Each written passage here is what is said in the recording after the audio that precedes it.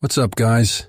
Today we're taking this stock D110 TRX-4M body and turning it into something truly custom for our 118 Buster project. We're aiming for that perfect blend of aggressive style and realistic detail. And the color is going to be shocking. Buckle up, let's get building. First things first, total teardown. We stripped this body right down to the bare shell. It's the only way to ensure we can reach every corner and get the clean, professional finish we're looking for. Now for the first wash.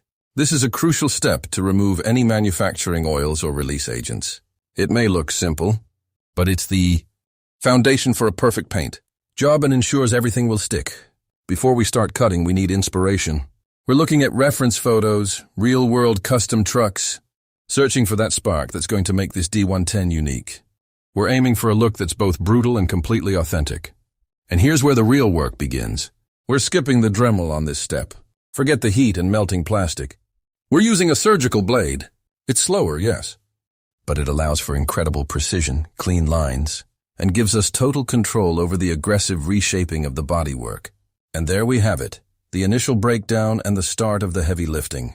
We've given you a taste of the raw form and the aggressive cuts we've made.